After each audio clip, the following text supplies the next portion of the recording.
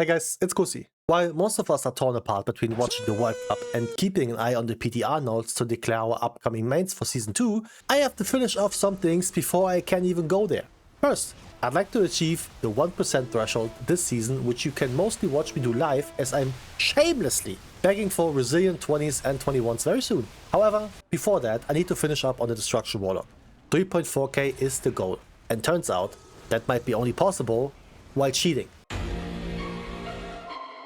Also in the end, I will share my thoughts about Destro because after playing both Affliction and Demo in the past during the season, I feel like I got some good way of opinion on it. On a casual level, of course, you know me. So stay tuned for that. With that being said, let us go through the absolute shoot show of my recording session. And yes, I said shoot, because it's still the first minute of the video and I'd like the juicy AdSense. We will go over everything. Current rating is 3173. Current key magister 16. Funny enough, this MT key was a good indicator of what's about to happen, because you can clearly see that tanks, even on the ski level, don't inform themselves about routes or anything. He just played whatever he could find. And if we didn't body pull a patrolling pack, I am certain we would have played the sentry solo. I also mentioned before that I do believe every tank that willingly forces his or her party to go through all 3 pyromancers in this dungeon should be sent to jail. Think about what you've done. However, technically this route was in the design of the current Guardian balancing in a way. If not using Forset, not using Apex talent and only thrashing would be a dungeon route, it would have been this one. Very basic, no depths. Though so far this was alright. We had good damage and I knew that I could convince him to use Warlock Gate later, because we are sure as hell gonna overcap. But because I know why you tuned in and I know why you're here. There you go. I got head-tied or something, I don't know. However, your boy top damage on the first and the second boss, which quickly got me some attention from the Shanabian Knights. Who? And if you ask yourself, what the hell is a Shanabian? Well, I asked the same. Turns out, if you Google that word, the only thing that comes up is this guild.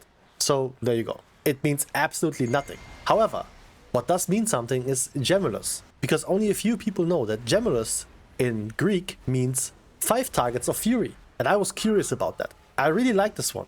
You always got some target to hit, which means on top of the extra passive AoE you do with Infernal or Incinerate, you also send Chaos Bolts to Narnia and back in a very common fashion. And I smoked that dude, man. I smoked that dude.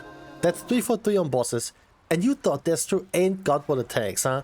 Well, I can't win them all. Though, truth be told, I'm just stalling. I know what will come next and I'm terrified because I genuinely got upset. I want to say beforehand that usually I don't get triggered this much by a video game anymore. Sure, buddy. I mean, I nerded either League of Legends or FIFA all my life and I never broke a controller, believe it or not. So I'm pretty resilient in that matter. However, I had a rough 24 hours, man. I progressed on my shaman, got shafted by a tank's decision making left, right and center. No progress whatsoever. It was 40 degrees in my apartment, which for you Americans is about f***ing hot on the Fahrenheit scale. And don't forget the fact that I'm a whiny little bitch. Now, we are talking about an Algeta Academy key. Besides the never-ending boss fights that have way too much HP, there are also a few pulls in there that will matter, because you need to save as much time as you can on them, because of those big-ass HP boss fights I mentioned. And now careful, don't blink, otherwise you... Oh, you missed it. Damn! So what went wrong? I was pumping. However, the problem with Destro's damage is that you split it evenly, besides the conflicts and shadow burns, I guess. That's kinda useless, cause you won't really help killing the prior targets, which are the big flowers. With that being said, neither did they apparently. Mind you, I told the priest to PI the shaman, not me. So that damage is really disappointing considering we are talking about a last pull with Ascendance and PI. And as much as I'd like to, I can't blame the tank here. Which I also didn't do during the stream, believe it or not. But boy howdy, is this about to change. Now sure, you could sit there and say, your fault for inviting a Blood Decay. But recently I didn't have any bad experience with that. I mean, if you play Blood Decay and you suffered for this long, you have something wrong with you, which usually means you're good. And in this very specific run, there's some foreshadowing though, and I will tell you later what it is. Long story short, he caved in. Healer died to aggro, and then he did. GG. Now here's where I really got triggered. He asked me afterwards how to play this, because he was just running in circles non-stop disregarding of Vibite stacks or not. And usually I'd have no issue explaining this to somebody if they don't know. But bro, it's a 16. Look man, if you decide on your own to continue pushing keys, to advance in rating, and to exceed your own expectations, then you also need to put in some more time. And that's a fact. Yes, It is very unforgiving as a tank, because when you make a mistake, everyone can see it. As DPS, it gets washed over and you continue. But going into a key with the idea to YOLO it is not how you do it. It's selfish. That's all. It's absolutely selfish. And from here on, it's borrowed for your boy. I thought a change of scenery would be nice. But we pulled weird, we didn't last. We didn't even pull the seer, so there was no reason to last. And then we did pull the seer, pulled even bigger. I don't know, man. I'm so confused. Turns out the tank didn't even know what happened and blamed us for body pulling. Stevie Wonder's gaming up in here. So, new run, new key, 15, and this time we learned something. For one, if you pull the seer and stay too close to the barrels, you get dicked. He needs some milk! And if you face the big void guy that does the frontal while being enhanced by the boss into the party, you also get dicked. At least I timed the 15 AA afterwards with no casualties. Psych! Full wipe because we lacked 1% and somebody pulled 10% instead. This has been 2 hours of playing, mind you, and no climb, because I had the 15 already. But at least with another 16. Seed. Another cool dungeon that often gets decided by the very first pull. And I was pretty picky, so I thought. And DK is actually very solid in here due to AMS. But Keen Eyes will spotted something here. God have mercy upon us. And I was not aware. Though I wanted to make sure we are all on the same page. No funny business, no diabolical triple chain daddy pulls, just smooth sailing, no biggie, easy peasy. And easy peasy it was. We pulled 2 chain guys. Your boy used the movement immunity of the portal like he invented that shit. But if you think that this is the way we play, you are dead wrong, sister. Now let me pause this clip real quick and show you what he wanted to do. He wanted to pull these packs together. Very basic pull. I'd do the same. What's the worst that could happen? Like, really, think about it. What is the worst that could happen? That we don't kick the one caster mob and he kills someone? Nah. Chain Master Diddy catches us off guard while we are stacking? Nah. How about the tank using Death Grip for one mob, which meant the other mobs ran towards the healer and gave them a 50-cent experience? And yet I stayed cool. I took the reins and ensured that something like this is still in the budget of the timer. We are good. Go again, no voice. So we did the very same pull. And when I say that, I mean the very same pull. Death Grip, mobs started to go for the priest, but this time I was prepared. I was prepared to stun them and just delay the inevitable because the tank did not realize what happened. Again. See, this is why I get mad. This is not an honest mistake that leads to a deplete. Somebody not playing mechanics and failing is human error, and that happens, and nobody does that on purpose. It's annoying, sure, but I won't be upset towards somebody who just made a mistake. I do on the daily basis. But this is not an error. This is tanking 101. This is the same as a healer not using their healing spells because they are worried they're gonna rip aggro in the first place. Don't let your healer die to aggro when they try to keep you alive. It's very basic as a tank. Pulling with Death Grip doesn't work like this at all, unless the pack has to run through you to get to the healer. But that's physics. And I was fuming. I am not someone who shits on somebody, especially in the party chat. And again, I didn't know this was a DK from the AA, I only realized that after he whispered me again. Looking back, in the AA run, the healer also died to aggro and had the flyers chasing his ass down relentless, and the tank didn't bother. Look man, I could go on a rant here and just complain about it, but it won't change anything. With that being said, please, to anyone, not just tanks. This also goes for people that try out specs and hierarchies because they think they can do it. One bot rotation tanking or, I don't know, healing. Please stop, for the love of God, to actively grief other people's keys. If you don't go in there with the intention to perform, play your own key. I know for you playing tank or healer, it's just a quick Q and GG, go next. But for idiots like me, who make themselves suffer with dogshit specs, we don't get into another keys that easily. Now I need to push my own key up again, that doesn't get me anywhere, spend another hour to find people for that, without having any proper chance of climbing in rating because you just ruined it. Because you are selfish. But before this video goes sideways, I just quickly give a rundown for the Hatewatchers so you can jack off to my pain. These were the following dungeons in that order. AA 16, bricked. Windrunner 14, bricked. Windrunner 16, bricked. Seed, finally timed.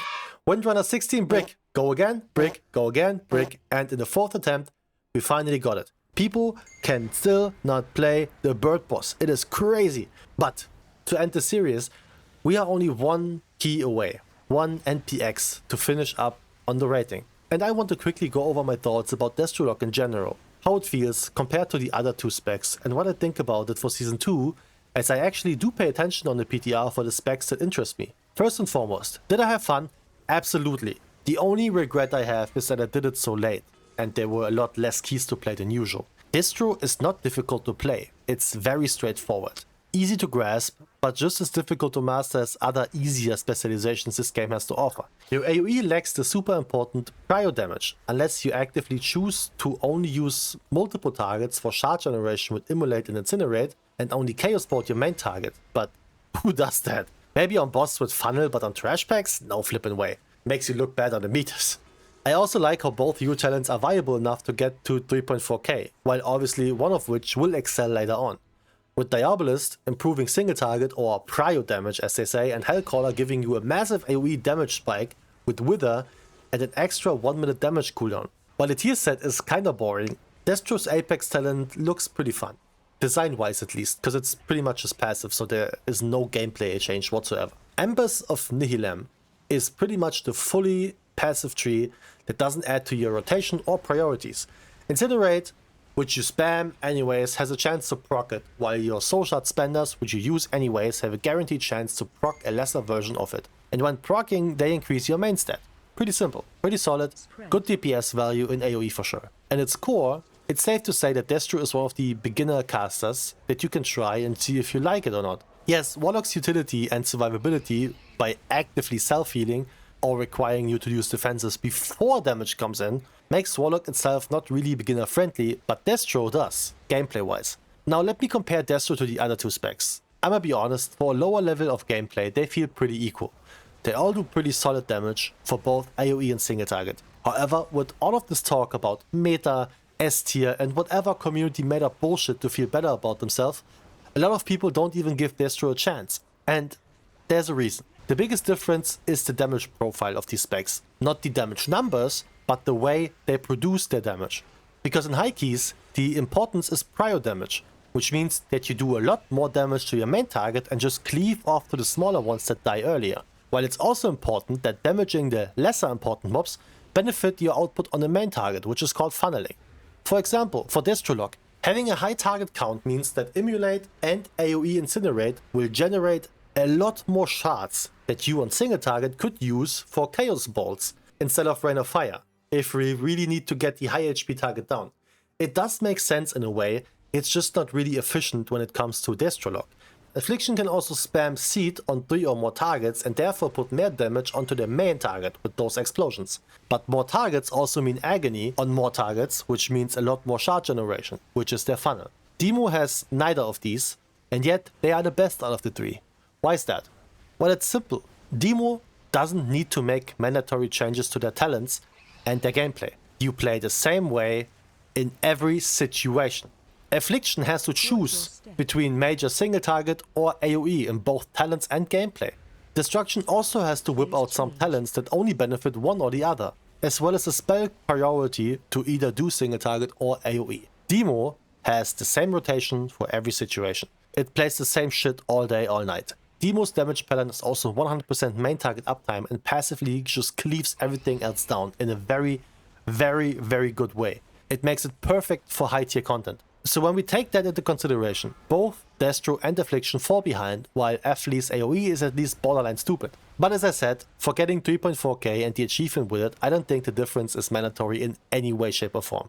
I mean, you saw me ending fights with 90k DPS, which is probably enough to do a 20. I just think Demo's skill ceiling and min-max possibilities are higher, and those usually bring out more DPS if pushed proper. It only has to do with the fact that Demo only has a 1 minute cooldown that goes for what, 30-40 seconds overall, so they are just up every time. I did have a little problem though, and that was itemization, or specifically trinkets. Due to Summon Infernal being pretty powerful, but a 90-second cooldown, which technically you could change to 120 seconds, but due to Diabolist, you want as many Spherns as you can. Your trinket choice is a bit mid. You either go for fully passive, which would absolutely work, but come on. Who doesn't like a big active button trinket on your cooldown windows, right? And there's just one, from the dragons in the Void Spire. Besides that, I didn't really have issues with anything. You want loads of crit, a bunch of mastery, and then maybe equally or a little less haste, depending on the situation, so most items will cater to that. With that being said, for Season 2 of Midnight, I see absolutely no changes. Now, if they ultimately do damage or not is subject to change. But when we're talking about a tier list situation, I think destro is below the other two.